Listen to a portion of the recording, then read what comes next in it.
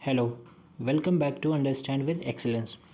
देखिए, आज का जो वीडियो है ये है कि आंसर राइटिंग कैसे करी जाए एग्ज़ाम हॉल में। ठीक है, how to do answer writing.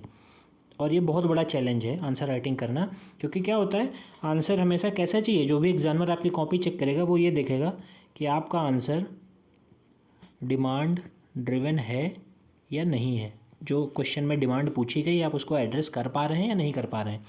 और एक डिस्क्लेमर बता देता हूँ, ये मेरा वीडियो भले इंग्लिश में मैं ये स्लाइड बना रहा हूँ, बट ये हिंदी मीडियम और इंग्लिश मीडियम दोनों के लिए है। जो अगर मैं पॉइंट इंग्लिश में बता रहा हूँ तो पॉइंट वो हिंदी में भी वही चीज़ है, अलग कुछ नहीं करना है। जो मैं तरीका बता रहा हूँ वो चाहे हिंदी मीडियम का बच्चा हो चाहे इंग्लिश मीडियम का बच्चा हो, दोनों के लिए ये सेम मेथड अप्लाई होता है। ठीक है, यही तरीका है, इसी तरीके से दोनों मीडियम के लोग अपना करेंगे आंसर राइटिंग की प्रैक्टिस, तो बहुत आसानी से आंसर राइटिंग की प्रैक्टिस होगी।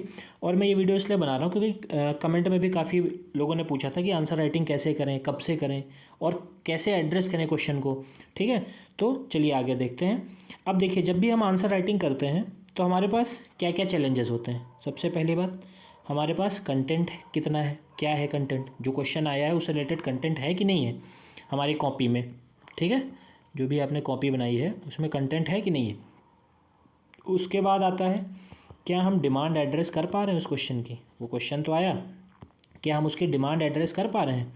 दूसरा चैलेंज ये हो गया। फिर content in exam hall, exam hall में या जब आप टेस्ट सीरीज़ लिख रहे हैं उस टाइम कितना याद आया। ये कंटेंट तो आपकी चलो कॉपी में था, डिमांड भी आपने एड्रेस कर ली, ठीक है, डिमांड भी समझ में आ गई, बट क्या हुआ, अल्टीमेट आपको रिकॉल ही नहीं हुआ।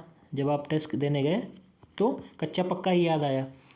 फिर उसके बाद प्रेजेंटेशन, क्या डायग्राम फ्लो चार्ट आप बना पा रहे हैं, नहीं बना पा रहे हैं, जहाँ पे ज़रूरत है वहीं पे बना रहे हैं या सब जगह बना रहे हैं। ठीक, फिर उसके बाद क्या चैलेंज आता है, टाइम मैनेजमेंट का चैलेंज आता है। ठीक है, तो यही 5 चैलेंज होते हैं कि नहीं होता जब भी आप आंसर राइटिंग करेंगे। तो ये 5 चैलेंजेस आपको फेस करने ही पड़ेंगे, आपको ये दिक्कत आएगी। पहली वाली चीज़ क्या है, कंटेंट जो आपके पास लिखा है वो इनफ है कि नहीं है। दूसरी चीज़, डिमांड एड्रेस कर पा रहे हैं आप कि नहीं कर पा रहे हैं। एग्ज़ाम हॉल में कितना कंटेंट आप याद कर पा रहे हैं, कितना रिकॉल हुआ आपको।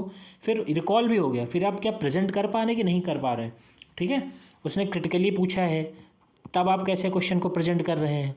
उसने एनालाइज बोला है तब आप कैसे कर रहे हैं। उसने एक्सप्लेन बोला है तब आप कैसे कर रहे हैं क्वेश्चन को। ठीक, ये कीवर्ड का अलग अलग मतलब होता है, ये मैं मतलब एक वीडियो बनाऊंगा कीवर्ड पे। ठीक है, तो आप प्रेजेंट कर पा रहे हैं कि नहीं कर पा रहे, कि उसने एक्सप्लेन पूछा आप क्रिटिकली एनालाइज किए दे रहे हैं। ठीक, फिर टाइम मैनेजमेंट, क्या आपको 3 घंटे में पेपर ख़त्म कर पा रहे हैं कि नहीं कर पा रहे हैं। यही सारे चैलेंजेस हैं कि नहीं है। ठीक, तो आइए अब देखते हैं कि कैसे हमें करना है काम इस पर। क्या करना है, रिवर्स इंजीनियरिंग करनी है।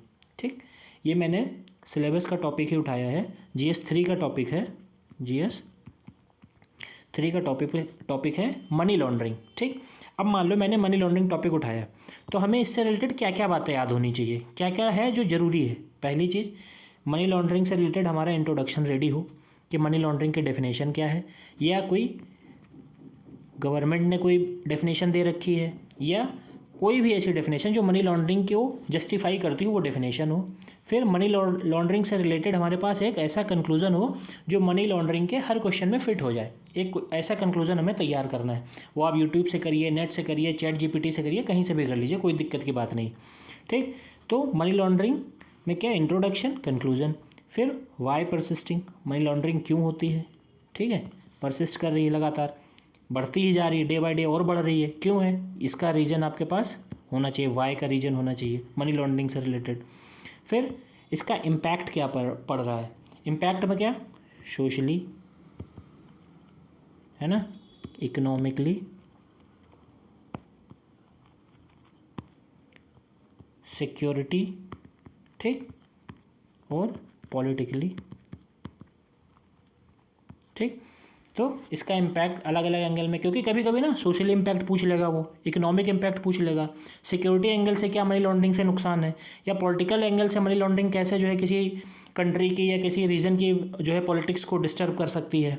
ठीक, फिर इम्पैक्ट हो गया। अब गवर्नमेंट इनिशिएटिव, गवर्नमेंट ने कोई इनिशिएटिव चला रखा है मनी लॉन्ड्रिंग रोकने के लिए, तो वो आपको पता होना चाहिए। ठीक, जैसे PMLA ही है, क्या है, एक्ट है पूरा, prevention of money laundering act. फिर उसके बाद क्या आता है, वे फॉरवर्ड आता है हमारा। एक हमारे पास ऐसा कंक्लूजन होना, जो ऊपर कंक्लूजन लिखा था ना वही वे फॉरवर्ड समझ लो, एक वे फॉरवर्ड यूनिवर्सल। तो क्या करना है आपको, जैसे मैंने यहाँ पे क्या उठाया था, मनी लॉन्ड्रिंग का केस उठाया था, तो मनी लॉन्ड्रिंग से रिलेटेड ये चीज़ें आपके पास एटलीस्ट होनी चाहिए। और ऐसे सारे टॉपिक, चाहे रोल ऑफ एसएचजी हो, ठीक है, एनजीओ हो, तो इन सब से रिलेटेड क्या हमारे पास इतना कम से कम मटेरियल होना चाहिए, ठीक है। जैसे मान लो अब आते हैं नेक्स्ट चीज़ पे, इतना आपने कर लिया, कीवर्ड के चार्ट बना लिए, कीवर्ड बेसिस पे आपने ये क्वेश्चन को आंसर कर लिया, ठीक। अब क्या करना है आपको, अंडरस्टैंड डिमांड, डिमांड को समझना है। डिमांड को कैसे समझेंगे, क्वेश्चन देखिए, मैंने क्वेश्चन यहाँ पे डाला है, ये आई थिंक 22 या 23 का क्वेश्चन है। हाँ, क्वेश्चन है money laundering poses a serious threat to a countries economic sovereignty, ठीक है। मनी लॉन्ड्रिंग कहाँ पे थ्रेट पोज कर रहा है, कंट्री की इकोनॉमिक सोवरेनिटी, है ना। अभी मैंने क्या बताया था, इम्पैक्ट में सोशली, इकोनॉमिक, सिक्योरिटी, पॉलिटिकल, है ना, ये आपके पास होना चाहिए। तो देखो क्वेश्चन में भी वही चीज़ लिखी है, कहाँ पे इम्पैक्ट कर रहा है, इकोनॉमिक सोवरेनिटी। फिर information and communication technology has made it more challenging. अब क्वेश्चन को कैसे आप अंडरस्टैंड डिमांड कैसे करेंगे, पहले तो मनी लॉन्ड्रिंग इंट्रो दे दिया आपने फिर क्या कह रहा है, कहाँ पे इम्पैक्ट कर रहा है, कंट्री की इकोनॉमिक सोवरेनिटी को, ठीक। तो इम्पैक्ट ऑन इकोनॉमिक सोवरेनिटी, ये हेडिंग बन गई। फिर चैलेंजेस लिखने, challenges due to information and communication technology, ये 3 हेडिंग बन गई आपकी। और फिर एंड में क्या लिखना है, वे फॉरवर्ड लिखना है, ठीक है, वे फॉरवर्ड लिखना है, वे फॉरवर्ड लिख दिया, ठीक। तो अब आपका आंसर कंप्लीट हो गया, आपने डिमांड एड्रेस कर दी इससे रिलेटेड। अब इम्पैक्ट जब आप लिख रहे हो तो उसी में आप सोल्यूशन के बेस पे कोई गवर्नमेंट स्कीम भी दे सकते हैं कि इकोनॉमिक सोवरेनिटी को थ्रेट तो है, इम्पैक्ट तो कर रहा है वो, बट सरकार ने भी इसके लिए कुछ स्टेप्स उठा रखे हैं। अब उस स्टेप्स उठाने के लिए अलग हेडिंग मत बनाना, क्योंकि इसमें अलग से नहीं पूछा उसने कि गवर्नमेंट का इनिशिएटिव बताओ, उसने सिर्फ एक चैलेंजेस पूछे हैं, ठीक है, एक प्रॉब्लम बेस्ड क्वेश्चन पूछा है, तो आपको प्रॉब्लम बेस ही बताना है, जो पूछा है वही बताना है, तभी डिमांड एड्रेस होगी। चैलेंजेस बताओ किसकी वजह से, इन्फॉर्मेशन ऑन कम्युनिकेशन टेक्नोलॉजी की वजह से, और मनी लॉन्ड्रिंग किस चीज़ को थ्रेट पोज कर रहा है, इकोनॉमिक सोवरेनिटी को कर रहा है, क्वेश्चन खत्म, ठीक। तो ये हो गया कि डिमांड को समझना। फिर आते हैं प्रेजेंटेशन पे, प्रेजेंट कैसे करें। अब प्रेजेंटेशन की बात करें तो डायग्राम और फ्लो चार्ट, ठीक, इनको बनाना है और ध्यान रखना है जहाँ पे नीड है, जहाँ पे ज़रूरत है वहीं पे बनाइए। हर आंसर में फ्लो चार्ट घुसाने की ज़रूरत नहीं है, ठीक, ना उसके नंबर भी मिलते हैं, यकीन मानिए। जहाँ पे ज़रूरत है, नीड है, वहीं पे बनाइए। अननेसेसरी फ्लो चार्ट आप सोचेंगे कि ढेर सारे फ्लो चार्ट बना दूंगा तो नंबर मिल जाएंगे, नहीं। कंटेंट पे आप क्या करिए, कंटेंट पे ग्रिप बनाइए अच्छे से। कंटेंट पे ग्रिप होगी, आपको इंटरलिंकिंग होगी, ठीक, आराम से आपके आंसर होते चले जाएंगे। फिर फ्लो चार्ट आएगा, फ्लो चार्ट आप क्या करेगा, 1 नंबर का आपको हमेशा 1 से 1.5 नंबर का एज दे देगा, ठीक है। फिर नेक्स्ट आते हैं टाइम मैनेजमेंट। टाइम मैनेजमेंट का भी इशू रहता है, जब आप फुल लेंथ पेपर लिखेंगे तो टाइम मैनेजमेंट का इशू होता है, तो हमेशा फोकस रहेगा आपका पेपर को कंप्लीट करना है कैसे भी। फिर है टिप्स है, नेवर डू 1 और 2 क्वेश्चन ऑन डेली बेसिस। बहुत लोगों को सुना होगा, एक क्वेश्चन लिख लो, 2 लिख लो, अरे आज एक ही लिखा कोई बात नहीं, ऐसे 1-2 करते रहो, नहीं, ऐसे नहीं करना है।